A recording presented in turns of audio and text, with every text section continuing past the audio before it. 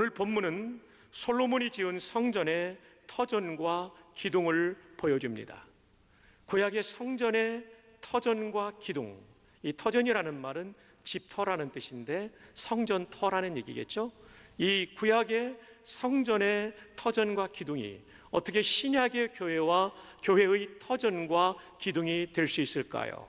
여기에 대해서 우리가 성경적으로 깊이 찾아보면서 말씀의 은혜를 받기를 원합니다. 구약의 성전은 건물이었습니다. 빌딩이었습니다. 그러나 신약의 성전은 다음 세 가지로 신약 성경은 해석해주고 있습니다.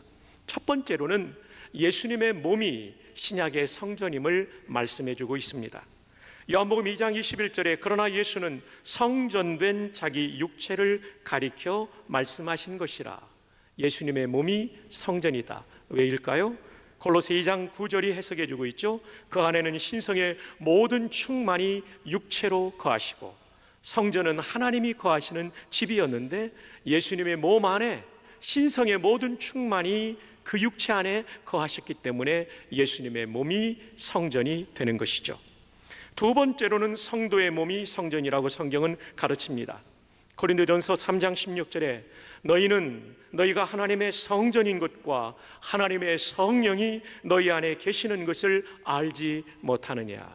저와 여러분, 우리 모든 성도 안에는 성령님이 내주 안에 거주하십니다. 그러므로 우리 모두는 성전입니다. 우리가 거룩을 추구해야 될 이유는 성령께서 거하시는 거룩한 집이기 때문에 우리 몸을 가지고 거룩을 추구해야 됩니다. 때때로 더러워질 때가 있죠. 그때는 신속한 회개를 통해서 우리는 정화되어야 하는 것이죠. 세 번째로 신약 성경이 말하고 있는 성전은 성도의 모임, 곧 교회를 말합니다. 이 교회라고 할 때 이 건물은 교회당, 빌딩이고, 여기서 말하는 교회라고 하는 것은 성도의 모임인 congregation을 뜻하는 것입니다. 회중이라고도 번역되는 이 교회, 성도들의 모임이 곧 성전임을 에베소서는 우리에게 증언해 주고 있습니다. 에베소 2장 21절에 그의 안에서, 예수 그리스도 안에서 건물마다 서로 연결하여, 여러분 이 건물에 주목을 하셔야 됩니다. 이 건물이 다음 절에는 무엇으로 받아지고 있는가를 보아야 됩니다. 그의 안에서, 그리스도 안에서 건물마다 서로 연결하여 주 안에서 뭐가 되어가고? 성전이 되어가고, 너희도 성령 안에서 하나님이 거하실 처소가 되기 위하여. 하나님이 거하실 처소는 성전을 말하는데 22절에 너희도라는 말이 나옵니다. 이것이 앞에 나오는 건물마다가 22절에서는 너희도를 가지고 받고 있어요. 따라서 이 성전이 너희, 에베소 교인들, 성도의 회중, 구원받은 성도의 모임이 교회라고 하는 것을, 그리고 이것이 곧 성전이라고 하는 것을 에베소서에서 말해주고 있죠. 계속해서 볼까요? 너희도 성령 안에서 하나님이 거하실 처소가 되기 위하여 그리스도 예수 안에서 함께 지어졌다입니까? 지어져 가느니라입니까? 지어져 가느니라입니다. 계속 진행되고 확장된다는 뜻이죠. 성도 한 사람 한 사람이 성전이라고 할 때는 예수 믿는 순간 우리가 성전이 되어버립니다. 근데 교회, 성도의 모임, 이 회중이 성전이라고 할 때는 이것은 계속해서 지어져 갑니다. 무엇을 통해서요? 전도를 통하여 구원받은 성도들이 계속 모여오면서 이 성전은 확장되고 확대되고 건축되고 그런 거죠. 언제까지요? 예수님 재림할 때까지. 에베소 2장은 에베소 교인, 이방인 교인들과 예루살렘 교인들이 하나의 그리스도의 몸이며 하나의 성전임을 가르쳐주고 있습니다. 여기에는 유대인과 이방인의 차별이 없으며, 아니, 이 차별의 벽을 넘어서 이 성전, 성도의 모임인 이 회중은 계속해서 더 지어져 가지고 더 큰 건물로 지어져야 된다는 것이죠. 주 안에 사랑하는 성도 여러분, 우리 부전교회가 지어져 가고 있는 성전입니다. 이럴 때 이 성전은 빌딩이 아니라 congregation, 회중, 성도의 모임을 가리키는 것이죠. 따라서 구약의 성전이 신약에서는 교회, 교회당이 아닌, 빌딩이 아닌 이 빌딩을 성전이라고 부르면 안 되겠죠? 신학적인 오류죠. 우리 부전교회라고 하는, 또는 온천교회라고 하는, 남도교회라고 하는 이 성도의 모임 자체가 성전이라고 에베소 2장 21절과 22절에 확실하게 제시하고 있기 때문에 오늘은 구약의 솔로몬 성전의 터전과 기둥을 통해 신약의 교회의 터전과 기둥을 확인하려고 하는 것입니다. 자, 그러면 이제 본문 말씀을 보시겠습니다. 역대하 3장 1절입니다. 솔로몬이 예루살렘 모리아산에 여호와의 전 건축하기를 시작하니. 예루살렘 어떤 산에 여호와의 전을 건축하기 시작했다고요? 모리아산. 솔로몬이 성전을 세운 곳이 모리아산입니다. 이 모리아산은 아브라함이 이삭을 바치려고 했던 그 산, 그 산이 바로 모리아산이죠. 역사적으로 솔로몬의 조상이었던 믿음의 조상, 우리에게도 믿음의 조상이 되는 아브라함이 그 독자를 바치려고 했던 그 산, 그 모리아산에 성전이 세워지고 있다는 것입니다. 창세기 22장 2절, 여호와께서 이르시되 내 아들 내 사랑하는 독자 이삭을 데리고 모리아 땅으로 가서 내가 내게 일러준 한 산 거기서 그를 번제로 드리라. 아브라함은 갑니다. 그리고 순종합니다. 헌신합니다. 그의 헌신을 이렇게 12절은 해석하고 있습니다. 사자가 이르시되 그 아이에게 내 손을 대지 말라, 그에게 아무 일도 하지 말라. 내가 내 아들 내 독자까지도 내게 아끼지 아니하였으니 내가 이제야 네가 하나님을 경외하는 줄을 아노라. 하나님께서 아브라함에게 이 요구를 하신 것은 아브라함이 얼마나 하나님을 경외하는지 그 행동을 보고 싶으셨어요. 하나님은 우리의 마음만 보시는 분이 아닙니다. 중심을 가장 중요하게 보지만 그 중심의 마음에서 나온 결실인 행동까지도 보기를 원하는 거죠. 오늘 예배를 드리는 여러분, 여러분의 마음으로 하나님을 사랑하고 경외하는 것 매우 중요하지만 또 한 가지는 그 마음의 결실은 행동으로도 하나님을 사랑하고 경외할 수 있기를 바랍니다. 그걸 보신 다음에 하나님께서 아브라함에게 이런 놀라운 복을 주십니다. 창세기 22장 16절, 이르시되 여호와께서 이르시기를 내가 나를 가리켜 맹세하노니. 저는 이 말씀을 묵상하면서요 전율이 느껴졌어요. 내가 나를 가리켜 맹세하노니. 하나님은요 신실하신 분입니다. 약속하면 반드시 지키는 분인데 하나님이 자신을 가리켜 맹세한다는 얘기는요 아브라함의 헌신의 행동을 보고 얼마나 하나님이 감동을 받으시는지, 아브라함아 내가 내 자신을 두고 맹세한다 하면서 이 말씀으로 복을 주시는 거예요. 내가 이같이 행하여를 주목하십시오. 행동에서 내 아들 내 독자도 아끼지 아니하였은즉 내가 내게 큰 복을 주고 내 씨가 크게 번성하여. 너 지금 하나밖에 없지만 이 씨는 후손 자손을 말하는데 크게 번성하게 될 것이다. 하늘의 별과 같고 바닷가의 모래와 같게 하리니 내 씨가 그 대적의 성문을 차지하리라. 18절 중요한 메시아 예언입니다. 또 내 씨로 말미암아 천하 만민이 복을 받으리니. 천하 만민이 복을 받는데 아브라함의 후손, 성경에 보면 이것이 영어 성경에 단수로 seed로 나옵니다. 많은 후손 중에 한 명, 그 수많은 아브라함의 후손 중에 단 한 명, 예수 그리스도가 오심으로 말미암아 만민이 구원받고 하나님 나라의 복을 누리게 될 것을 예언하고 있는 것입니다. 그런데 오늘 성경에 보면 이 여호와 이레의 모리아산에 대해 사람들이 붙였던 또 하나의 이름이 나옵니다. 이건 아브라함이 붙인 것 같지는 않고요, 본문을 살펴보면 창세기 22장 14절에 아브라함이 그 땅 이름을 여호와 이레라 하였으므로, 여호와 이레는 아브라함이 붙인 거예요. 오늘날까지 일반적인 사람들이 이르기를 이 모리아산을 뭐라고 부릅니까? 여호와의 산에서 준비되리라. 여호와의 산이라고 부르고 있는 것입니다. 여기서 중요한 키워드 단어는 여호와의 산입니다. 왜냐하면 이 산에서는 아브라함이 하나님을 만났기 때문입니다. 이 산에서 내 생명보다 소중한 100세에 낳은 아들을 드리려는 순간 하나님이 대속의 제물을 준비한 기가 막힌 은혜를 경험했기 때문입니다. 그리고 나의 인생에 잊지 못할 헌신을 하나님께 드렸던 산, 이것이 바로 여호와의 산이라고 불려진 모리아 산이죠. 주 안에 사랑하는 여러분, 당신에게는 여호와의 산이 있습니까? 이와 같은 여호와의 산이 당신에게는 있습니까? 하나님의 말씀에 순종하기 위해 올라갔던 여러분의 여호와의 산이 있습니까? 나의 가장 소중한 것을 바쳐야 했기에 고민하며 올라갔던 여러분의 모리아 산이 있습니까? 고민과 기도의 끝에서 나의 가장 소중한 것을 바쳐보았던 여러분의 모리아 산이 있습니까? 거기서 하나님께서 준비한 은혜를 경험했던 여러분의 여호와의 산이 있습니까? 거기서 하나님의 칭찬과 인정을 받았던 여호와의 산이 여러분에게는 있습니까? 성도라면 그런 산이 있어야 되는 것이죠.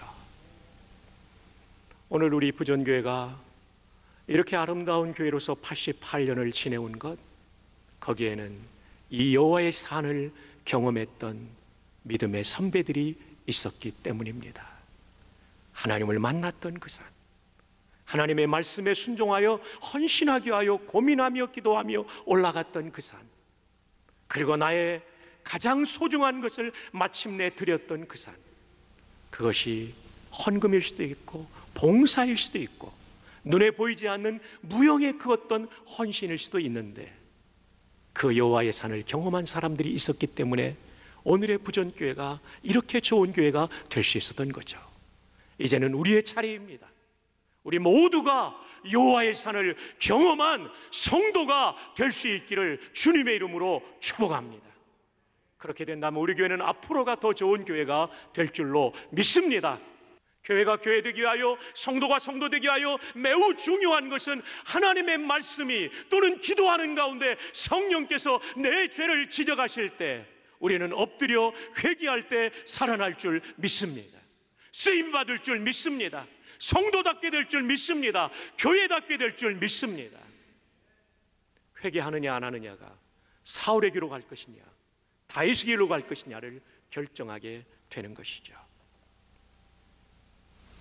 솔로몬은 성전을 지을 때 모리아 산에 지었다라는 표현만 해놓는 것이 아니라, 성경은 솔로몬이 성전을 지을 때 다윗이 회개의 기도를 드렸던, 회개의 예배를 드렸던 오르난의 타작마당까지 인용하고 있다는 것을 주목하십시오.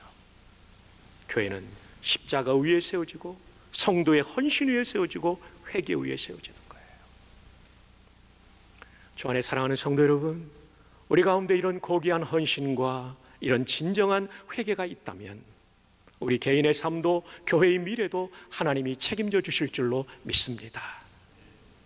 그런데 이 모리아산의 마지막 중요한 사건이 일어났습니다. 이 모리아산은 뉴 바이블 딕셔너리 615쪽에 보면 시온산이라는 이름도 붙여진다라고 말합니다. 제가 인용해 드립니다. 이 구절에서 우리는 세 번째 이름인 시온을 만나게 된다. In this passage we meet a third name, Zion 이라고 되어 있지 않습니까? 네. 이것은 성체가 세워진 언덕의 이름이었을 것이다라고 사전은 소개하고 있습니다. 시온산입니다. 이 모리아산, 솔로몬이 성전을 세웠던 이 산은 시온산입니다. 시온산. 그리고 이 시온산과 예수님의 십자가가 세워졌던 골고다는 매우 가까운 거리에 있었습니다. 저는 이것을 확인하기 위해서 여러 지도를 참고하고 동시에 가장 명료하게 볼 수 있는 것이 비아 돌로로사의 길을 연구하는 것이었습니다. 비아 돌로로사의 출발은 예수님께서 재판을 받았던 빌라도의 법정인데, 그것은 예루살렘 성전 바로 붙어 있었던, 제가 최근에 사도행전 강의를 하면서 말씀드렸던 성전과 로마 수비대가 있었던, 예루살렘 주둔 수비대가 있었던 안토니아 요새는 계단으로 연결되어 있을 만큼 가까웠습니다. 이 안토니아 요새에서 예수님은 재판을 받고 십자가를 걸머매고 골고다까지 가신 거예요.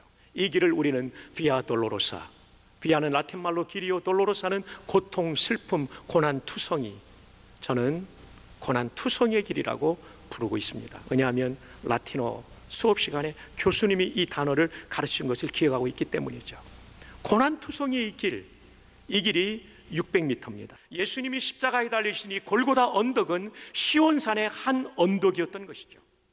다시 말하면 예수님은 시온산에서 죽임당하셨고, 이 시온산은 모리아산의 다른 이름이기 때문에 예수님께서 모리아산에서 죽임을 당하신 거죠. 마치 아브라함이 독자 이삭을 바치려고 할 때 순양을 준비하셨던 하나님께서 시간이 흐르고 흘러 구속사의 중요한 타이밍이 될 때 자기의 아들을 십자가에 못 박음으로써 우리의 모든 죄를 대속하신 줄로 믿습니다. 바로 이 모리아산에 솔로몬이 성전을 세운 것이죠. 교회의 기초는 무엇입니까? 교회의 터전은 무엇입니까? 예수 그리스도의 대속의 피가 쏟아진 십자가 위에 교회는 세워져 있는 것입니다.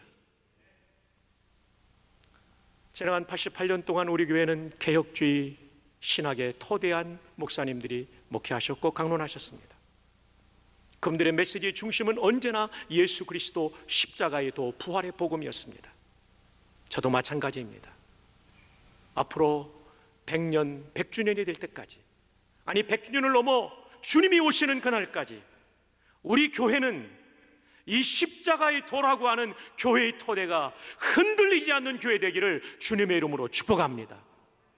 아울러 두 번째, 아브라함이 모리아산 그 여호와의 산에서 가장 소중한 것을 바쳤던 것처럼 우리도 우리 시대에 우리의 소중한 것을 하나님께 드릴 줄 아는 성도가 되기를 바랍니다. 아울러 다윗이 그 모리아산 오르난의 타작마당에서 하나님 앞에 철저하게 회개하며 낮아졌듯이 회개하는 성도, 회개하는 교회가 된다면 지금까지도 좋은 교회였지만 앞으로가 더 좋은 교회가 될 줄로 믿습니다. 이 터전을 기억하십시오. 끝으로 교회의 기둥에 대해서 말씀드리겠습니다. 역대하 3장 1절을 보았다면, 여기서 터전을 보았다면 마지막 절 17절에서 우리는 교회의 기둥을 보게 됩니다. 그 두 기둥을 성전 앞에 세웠으니 왼쪽이 하나요 오른쪽이 하나라. 오른쪽 것은 야긴이라 부르고 왼쪽 것은 보아스라 불렀더라. 성전을 떠받치고 있던 두 개의 기둥이 있었어요. 그것은 입구에 있었어요. 따라서 성도들은 이 성전에 들어오며 나가며 들명나명하며 그들은 이 두 기둥을 볼 수가 있었죠. 그런데 이 두 기둥에 담겨진 메시지는 무엇일까요? 기둥의 이름을 통해서 우리는 확인할 수 있겠습니다. 야긴, 히브리 발음 그대로 한다면 야킨입니다. 야킨, 설립하다 세우다. 따라서 이 기둥 야킨의 뜻은 하나님이 이 성전을 세우셨다. 사람이 영광 받을 것이 아니라 하나님이 영광을 받으실 것이다. 그 다음에 또 하나는 보아스입니다. 히브리 발음 그대로 하면 보아즈가 됩니다. 보아즈, 능력이 그에게 있다.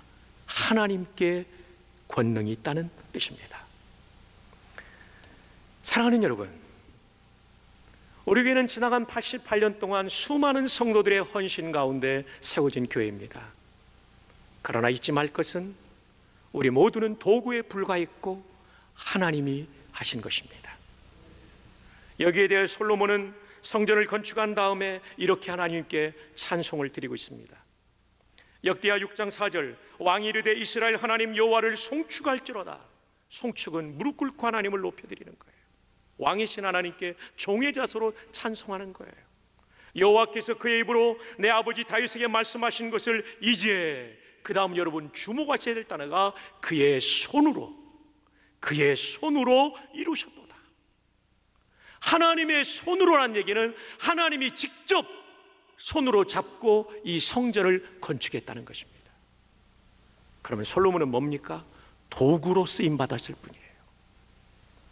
여러분, 삭과 낫, 그 도구는요 그냥 도구일 뿐이에요.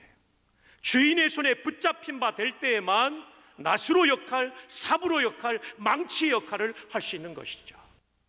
지금까지도 하나님의 능력으로 왔지만 앞으로도 하나님의 능력으로 갈 것이다. 주 안에 사랑하는 성도 여러분, 저 여러분의 마음속에 우리의 능력을 바라보지 말고 하나님의 능력을 바라보기를 바랍니다. 무한하신 하나님의 능력으로 우리 부전교회 미래를 이끌어 가실 위대하신 하나님을 바라보며 힘있게 한 걸음씩 걸어가는 우리 모두가 되기를 바랍니다.